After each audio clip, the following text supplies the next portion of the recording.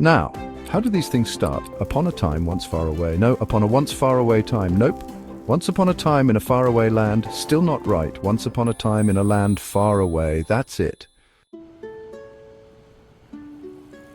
Once upon a time in a land far away lived a lonely dancing princess who lived only for her knight in shining armor to whisk her away and love her for all eternity.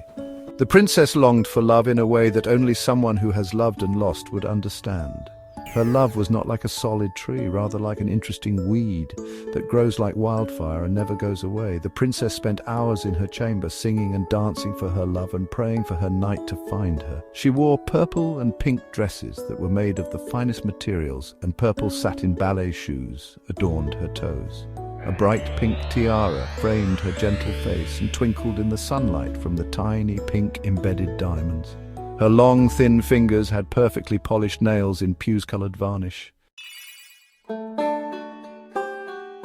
All day she would dance and sing and dance. She loved to put her favorite red blanket outside, play her chosen music and practice cartwheels and backflips, or gently sway to the music with the wind twirling around her, making her feel dizzy with delight.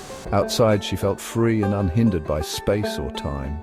She would dance until just before the sun went down. That was her cue to go inside and enjoy dinner in the fine dining room.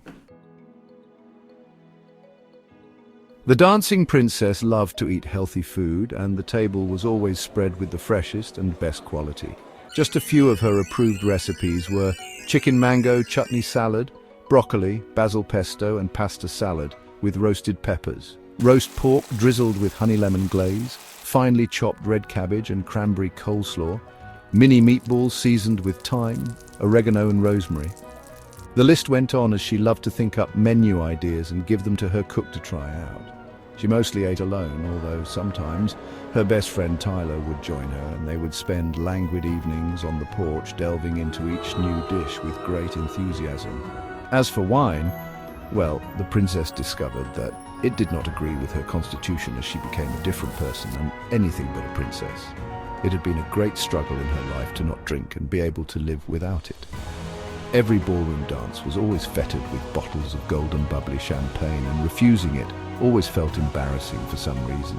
Her favorite cool drink was cranberry juice with a twist of lemon and lots of crushed ice.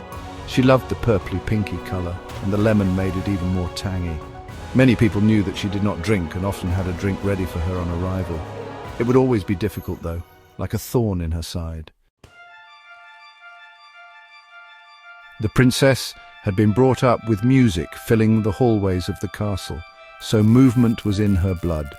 As she got older, she took lessons in ballet, and with that grounding she could dance the night away at all the balls.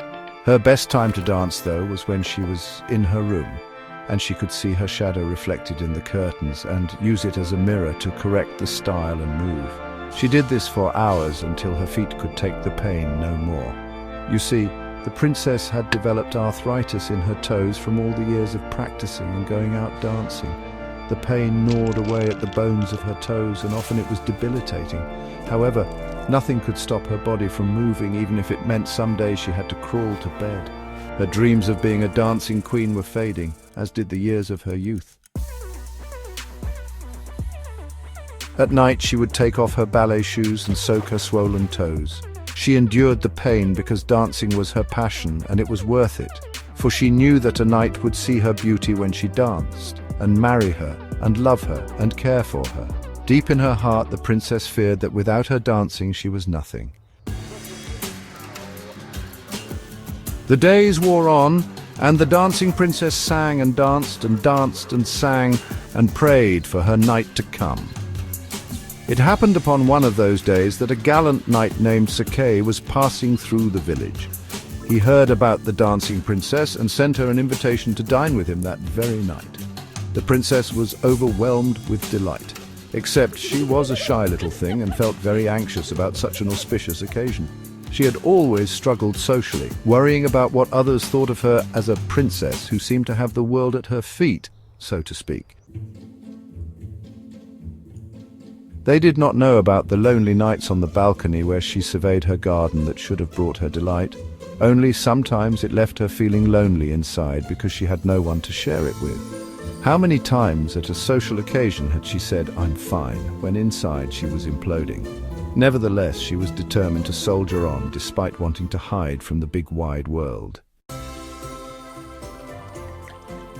That night she bathed in bubbles, powdered herself in blueberry talc, and wore her pink chiffon dress. For her nails, she decided on blood red to attract the love she was hoping for. She placed her purple satin ballet shoes on and danced down the stairs to the foyer, where her footman greeted her. "Footman, your golden carriage awaits, fine lady. It is a balmy evening fit for a princess." She smiled and floated into the carriage with pure delight. Sir Kay had made a reservation at a glass restaurant called Crystal Nights, where you could see the whole of the land twinkling through the darkness. The horses trotted to a halt at the grand entrance, and her footman helped her out of the carriage. A meticulously dressed host in a blue and gold uniform welcomed her and led her up the winding gold-plated staircase. Sir Kay was waiting at the top with a bouquet of strawberry-coloured roses, the perfume of which was so fragrant it made her head giddy with joy. Oh, what a fine man he was! He was of a good height and had soft blonde hair that fell over his gentle-looking brown eyes. Sir Kay was equally charmed to meet the dancing princess and bowed genteelly with a bright and handsome smile. One could almost say that it was love at first sight.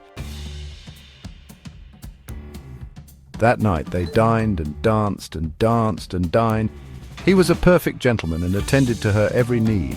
Sir Kay told her that she was a work of art and that they looked so good together, and that he was so happy to have met such a wonderful woman. He spoke words to her that no man had ever said to her before, and she felt weak in the knees around him. He made her feel special. Then the evening drew to a close, and he told her that he would see her again soon. With a flick of his cloak he was gone, leaving her with a strawberry red rose in her hand. On her carriage ride home, she realized she could not have wished for a more perfect evening. In her heart she felt that he must be the one. Her feet were throbbing in agony, though, and she removed the ballet shoes only to find blood on her big toes. She shook her head and sighed a heavy sigh.